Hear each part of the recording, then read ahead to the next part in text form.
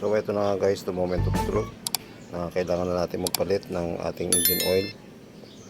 Kasi kung makikita natin, ayan, nagbiblink na yung oil indicator niya, sinyalis na kailangan na natin magpalit ng ating engine oil. At ito na nga, gusto ko sana magpalit o subukan itong popular ngayon sa social media na Supreme Moto Extreme 15W40 engine oil. Yan, titingnan natin kung ano, premium synthetic. Yan, titingnan natin kung maganda nga talaga tong langis na ito. Sikat kasi ngayon to sa social media. At sa mga baguhan na nagdi-DIY sa pagpapalit ng langis, ang kailangan natin number 70 na socket, itong lagay ng use oil pag ating drain, at saka itong embudo. At dito nga pala, sa mga hindi pa nakakaalam, sa mga baguhan, ito yung drain plug nya. Ito number 17 ito na socket. Yan, dyan natin siya bubuksan. At yan na guys, na isalpak na natin yung ating socket na number 17. At ang pagbukas na ito, ano, pa counterclockwise. Ayan, kasi baka magkamali, mapuwersa natin, ma-lost thread pa. Pagka nagkamali tayo ng pihit, akala natin paluwag, yung pala pasikip. At ito na guys, atin ang bubuksan. Nabuksan na, paluwag na natin yung drain plug. Ayan, nakaumang na rin tong lalagyan natin ng use oil. Yun, nalaglag na. Oh, dami. Medyo sariwa pa naman yung langis natin, kanya lang kailangan na natin magpalit kasi nga nakailang long ride na rin tayo. Kailangan natin magpalit kasi kung mapababayaan natin sa langis, lalong lalaki yung problema pagka nagkaroon ng problema.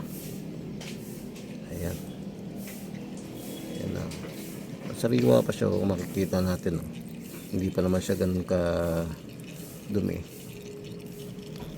Kaya kumbaga pwede pa sanang magamit, pero nakailang ano na rin to. Yan. Yan, kailangan din natin buksan yung pinaka lagayan ng ano ron, yung inlet nya. Kailangan natin buksan para yung hangin pumasok, ma-drain lahat ng langis. Ayan guys, ayan na nga guys. Ito, dito lang natin makakita kung magandang klase yung langis dahil yan, diba? Malinaw pa siya. Ngayon pagka pinunasan natin yan, hindi siya nagmamarka, hindi siya nagiitim, hindi siya nagiiwan ng mancha sa kamay kumbaga. Yan. Kaya magandang klase rin kasing langis tong ginamit ko, pero since na maganda raw yung Supreme engine oil, tatry natin. Maganda rin tong langis na to. Ito nga pala, kailangan din natin itong linisin itong ano nya, kasi ano, kung mapapansin nyo, madaming dumi ron na ano sa loob na natira. Yan. Kaya kailangan natin linisin to ng ano, kerosene para ma-sure natin na malinis. Pati itong ano, itong kanyang ano, strainer, pinaka strainer yan, maraming dumi sa loob. Yan. Ganun lang naman po yan, yung pwesto nyo pag binalik natin yan, tandaan natin kung ano yung posisyon. Yan, ganyan. Ito guys yung panghugas natin, kerosene.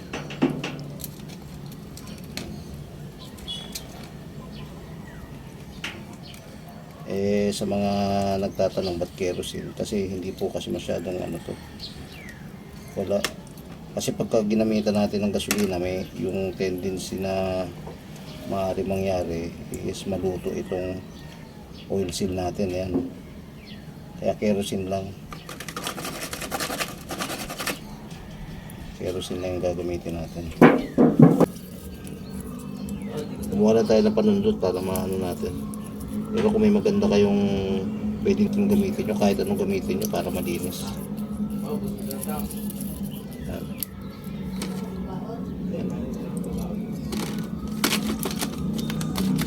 binalik natin siya. Lagi natin tatandaan yung posisyon ng pagbabalik. Nasa taas itong strainer niya, nasa taas. Yan, tapos ito, pag ganun lang, oh.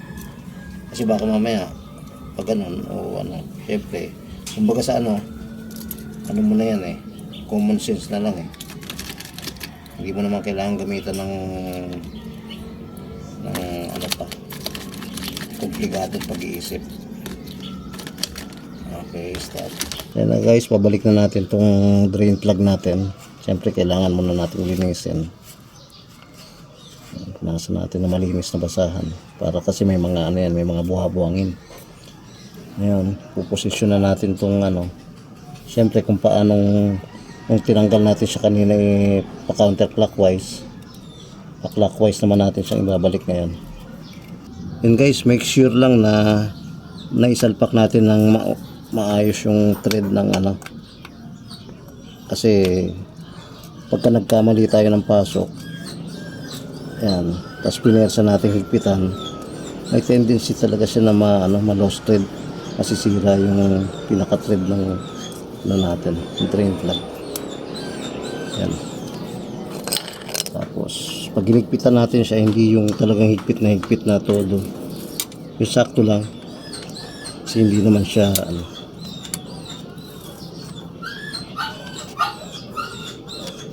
hirap kasi posisyon kaya hindi natin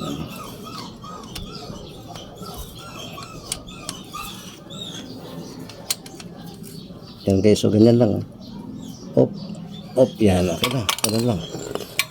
Ito na nga guys, basahin muna natin itong ano nya, yung benefits. Yan 15W40 guaranteed benefits, save up to 35%, oil interval 7,000 kilometers up to 10,000 kilometers. Kumbaga kahit na sabihin natin medyo expensive tong langis na to, since na yan makikita natin 7,000 kilometers up to 10,000 kilometers.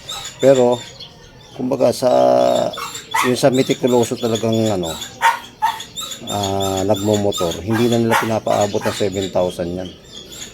Yung iba nga pagka mag-long ride, halimbawa Baguio, pagbalik kagad sila, change oil yan. Tested to reduce engine maintenance expenses, boost acceleration and horsepower, remove dark smoke up to 85%, with diamond coating that protects on metal surface. Ito hindi natin alam kung ano ba yung diamond coating niyan. Siyempre yung mga manufacturer na nakakaalam niyan, to the para mag-benefit yung makina natin. Yan. With extreme thermal stability, avoid overheating and engine breakdown, quicker and smoother engine, Euro 6 compliance. Yan. Yan na.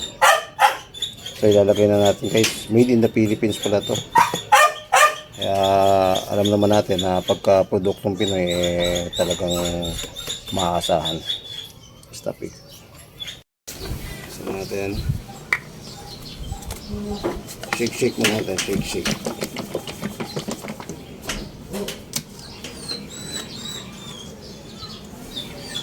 Yan guys, sali na natin. Yan, ang ganda ng kulay ng ng langis niya.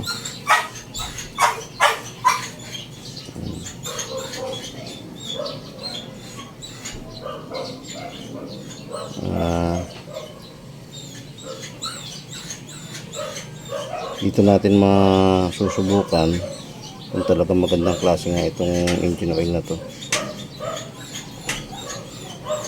Kasi kung hindi naman natin susubukan, nananatiling lang tayo, curious lang tayo.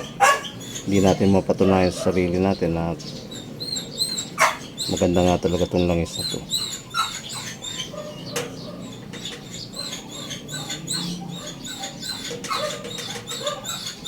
Ang gagawin ko na ito guys, since na hindi naman accurate pala yung measuring cup na nabili natin, natin, magbabawas muna tayo.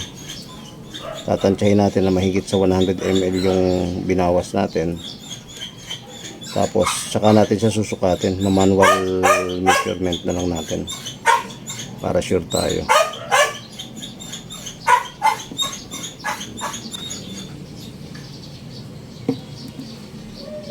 Yung ibinawas ko muna dun sa lagayan, sure ako na mahigit sa 100 ml to. So ito na guys, manual measurement na natin. Yan, kung ating makikita, hindi pa siya umabot dun sa guhit. Siguro hindi pa bumababa yung langis na isinali natin, hindi pa na kababa lahat, kaya hanggang dito pala siya sa kalahati. Titingnan na, isali na natin yung langis, tingnan natin kung ano. Yan, nakikita natin guys na nagbiblink pa rin yung oil niya. Ngayon, para matanggal yan, indutin na natin yung selector nito rito. Hindi ko alam kung ano talaga yung, kung ano yung tawag talaga rito, pero selector na lang yan. Titingnan natin, makita natin trip B 1, trip 1, trip 2. Yan, ano yan? Fuel economy yan. Fuel Average. Ayan, yung average nyo 31 kilometers per liter. Ito battery 12.5. Ito, yun na guys, na-reset na natin yung oil niya. At wala na yung blink. Hindi lang natin na i-record kanina kasi nga nagkaroon ng problema yung ating cellphone, upload. Kaya hindi natin i-record yan guys. So wala nang blink. Ngayon i-start na natin siya. Tingnan natin kung maganda nga talaga yun.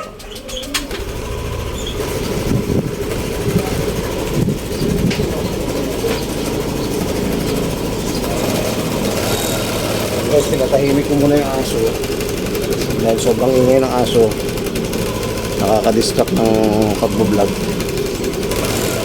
Yung guys, pag gumanda ang ganda nga ng ano na. Hindi ko lang alam kung yan ang ganda ng ano niya, walang less yung vibrate niya. Naging tahimik yung makina. Although talagang tahimik naman talaga yung makina ng Aerox, pero ngayong nagsalin tayo ng ito nga yung Supreme engine oil, medyo mas gumanda, mas tumino yung kanyang ano. Kaya lang guys, subukan nyo rin yung ano, kaya dun sa manufacturer ng Supreme, baka naman